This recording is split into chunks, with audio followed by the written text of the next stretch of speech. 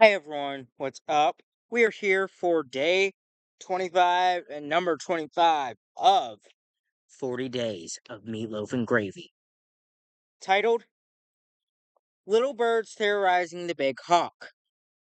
I had just left my dad's house when I looked up and I saw a David versus Goliath battle.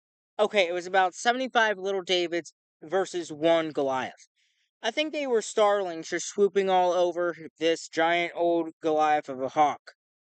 I don't know if starlings and hawks speak the same language, but I'm pretty sure that the hawk received the message loud and clear that he was not wanted in the area. I hear now and then from people saying, I don't have to go to church to be a Christian. That is probably a pretty true statement, but I will also ask some questions to throw some ideas at them. Who's got your back? Who's filling you up? Who's investing in you? How are you investing in others? Serving others? Learning? Being convicted to do what God has planned for you to do, and so on. The way I see it, you are being ripped off by not being a part of a body of believers who, if you're in the right church, are people you look forward to seeing and being around. People who care about you and you care about them. Churches no longer becomes a duty when it's something you are looking forward to. I met an individual who told me a horror story about going to a worship service. The description was horrible, they hated it, and had nothing but negative things to say about it. They shared how the people were mean, not all of them, but some. And this person just went on and on about it. And when I tried to explain what a church gathering should be and shouldn't be, they told me just to let it alone and they would do their own thing. I left that conversation stymied. So, what should a church be like? Church should be a community. Kind of like those 75 birds swooping on Goliath the hawk. Not that anyone should be pulling together to find one unsuspecting person and swoop on them repeatedly, but a community that stands up for each other. You stick together.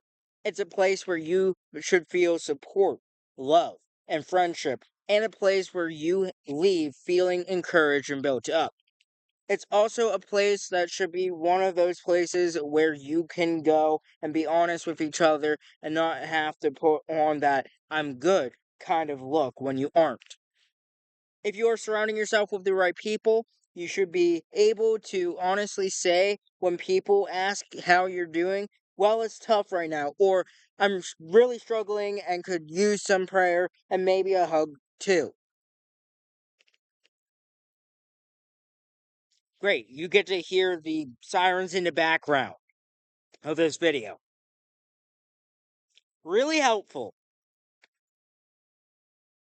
Seems like they just got distant, so which is good for me. Where's I at? Ah, yes. Hebrews 10, verse 25 of the New Living Translation, NLT, says, and not. Okay, let's try this again. That is not what it says, though.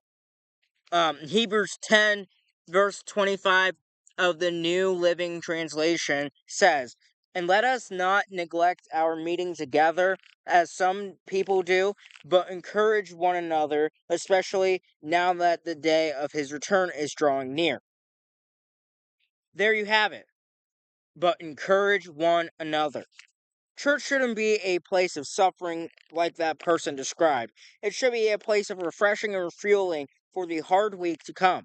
Church should not be the place you dread and then come home feeling like you were Goliath the hawk getting whooped on. Later, everyone.